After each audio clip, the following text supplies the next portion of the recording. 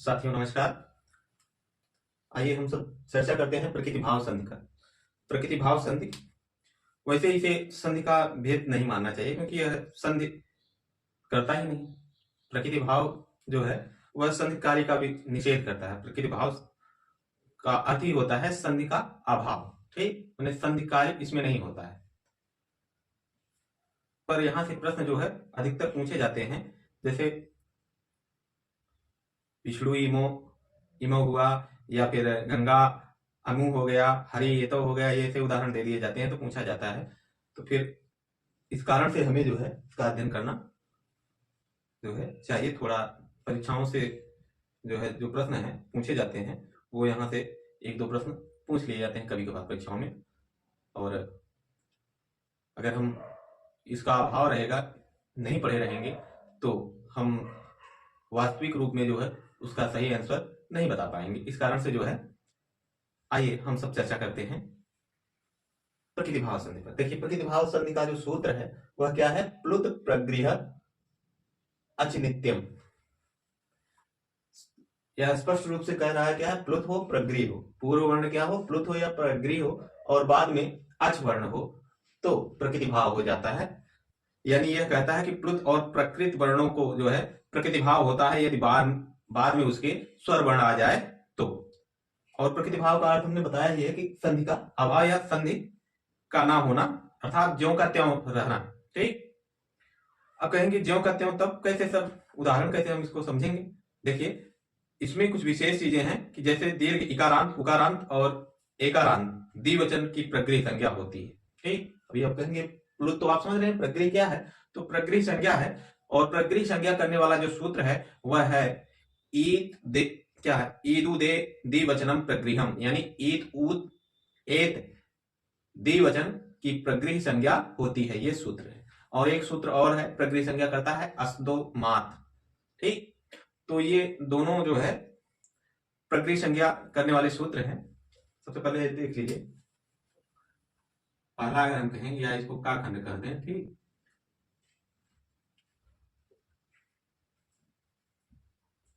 ईदु दे क्या है? ईदु दे द, क्या लिखेंगे? ईदु दे द वचनम प्रगृहम, ईदु दे दि वचनम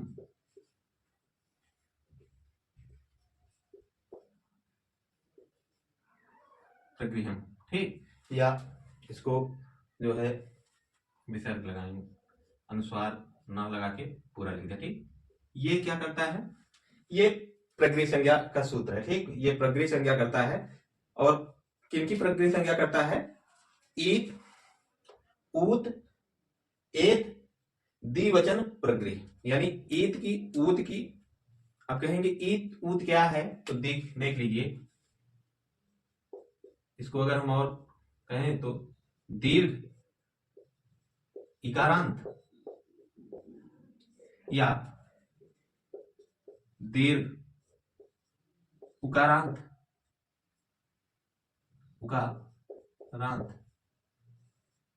दीर्घ इकारांत हो जाएगा, दीर्घ उकारांत हो जाएगा, और एकारांत यहां बड़ा वही रहेगा, ठीक। दीर्घ इकारांत दीर्घ उकारांत और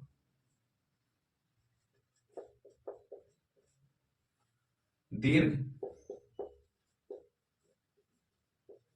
एकारांत शब्दों की प्रगृह संज्ञा, शब्दों की प्रगृह संज्ञा होती है, ऐसा लिख दीजिए, ठीक। ये सूत्र क्या करता है?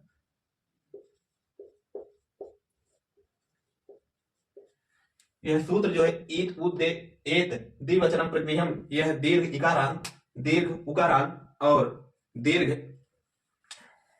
इकारांत दीर्घ उकारांत और दीर्घ एकारांत शब्दों की प्रगृह संज्ञा करता है यह सूत्र। और देखिए उदाहरण इससे बहुत पूछे जाते हैं परीक्षाओं में। हरि ये तो विष्णु इमो पचेते इमो आदि, ये सब जो प्रमुख उदाहरण है। तो सबसे पहले इसको पढ़ लीजिए, फिर अस्तोमात का हम उदाहरण आपको बताएंगे। इसका एग्जाम्पल देख लीजिए, ईदु दे द्विवचन प्रगृहम का उदाहरण क्या है? उदाहरण अगर हम इसको लिखें तो क्या लिखेंगे? हरि धन एतौ। देखिए दीर्घ इकारांत दीर्घ उकारांत की जो है क्या होगी, अब दीर्घ इकारांत है, आगे प्लुत प्रकृति क्या है और बाद में स्वर है, ये क्या हो गया, ये स्वर हो गया। ठीक, तो हम अगर इसको यहाँ है ऐसा, तो जब रूप बनेगा तो हरि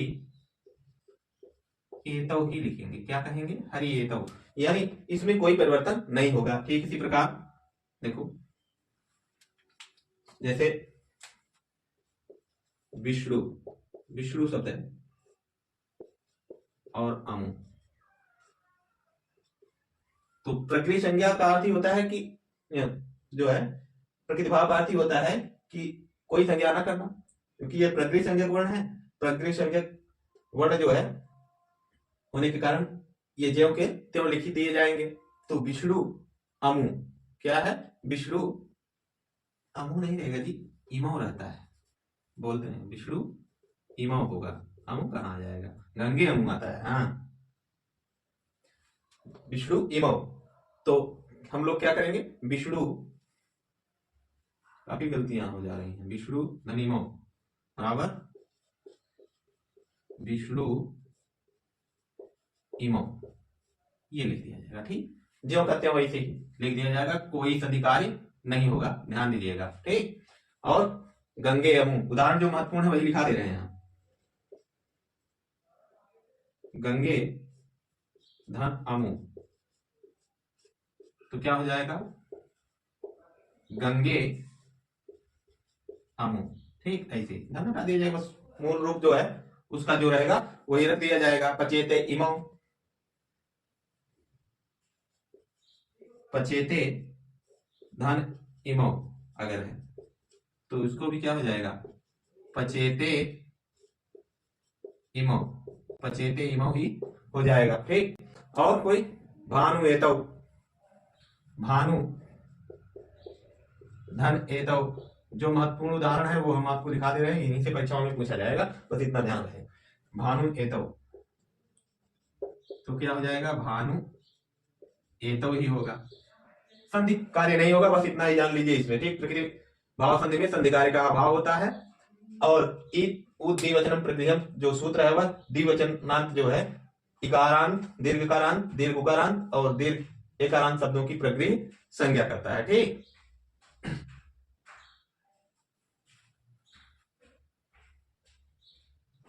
या इसको यहाँ इकारांत दीर्घ का मतलब वही जाएगा, क्या जरूरत वहां लिखाने की। ठीक, वहां लगा दिए थे। तो देखिए भानु एतो हो जाएगा, और हरि एतो हो ही गया, क्या है, हरि एतो, ये भी बहुत इंपॉर्टेंट प्रश्न है, उदाहरण है, हरि धन एतो, ये ऊपर जो लिखा गया है, ठीक, एक बार लिख दिया गया है, दोबारा फिर बोल रहे हो हरि एतो। देखिए एक उदाहरण और है कि आगच्छ कृष्णा अत्र गौश्चरति, आगच्छ कृष्ण क्या है, हे कृष्ण आओ, आगच्छ कृष्णा। अब ये जो उदाहरण, ये तीन का जो चिन्ह लगा है, ये क्या है, प्लुत, प्लुत प्रग्रह अच जो है नित्य हमने बताया, तो आगच्छ कृष्ण ये प्लुत वर्ण हो गया। अब अत्र गौश्चरति अगर इसमें लगेंगे क्या होगा, अत्र गौश्चरति, अत्र गोश्चरति होगा या गौश्चरति होगा, गौ हो जाएगा। हाँ, गौ चरति। देखिए अगर यहाँ प्लस लगाते फिर प्लस लगाने के बाद हटाते, इसलिए एक ही बार में लिख दिएगा, कोई वो नहीं है। ठीक, उसके बाद ई इंद्र, इंद्र किसी का नाम जोर से हम जब बुलाते हैं प्लुत वर्ण, तो इंद्र, ई धन इंद्र, ई धन इंद्र होगा, तो ई इंद्र क्या हो जाएगा, ई इंद्र, ई इंद्र, ई इंद्र लिख दिया जाएगा। ठीक, अहो ईशाह, अहो धन ईशाह, तो क्या हो जाएगा, अहो धन ईशाह अगर हम करेंगे तो फिर जो बनेगा अहो ईशा, ये बनेगा। ठीक, अब देखिए यहाँ मुख्य रूप से समझना क्या है कि प्रकृति भाव संधि में प्लुत और प्रगृह जो वर्ण रहेंगे पूर्व में और बाद में अच आएगा तो प्रकृति भाव हो जाता है। ठीक, यानी संधि का अभाव होगा अगर पूर्व में प्लुत या प्रगृह वर्ण वर्ण है। प्रगृह संज्ञक वर्ण कौन है? अब हमने आपको बता दिया कि दीर्घ इकारांत, उकारांत और एकारांत। देखिए दीर्घ इकारांत है, दीर्घ उकारांत है, दीर्घ एकारांत है। ठीक, तो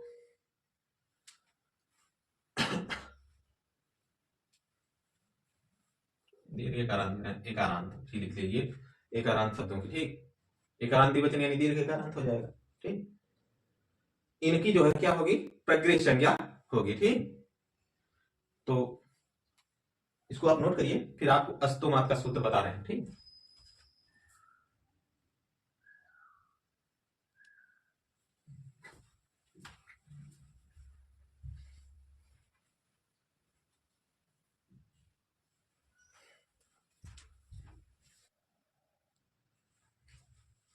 देखिए अस्तोमात, अस्तोमात ये जो है यह भी प्रगृह संज्ञा करने वाला सूत्र है, लेकिन यह सूत्र प्रगृह संज्ञा किसकी करता है?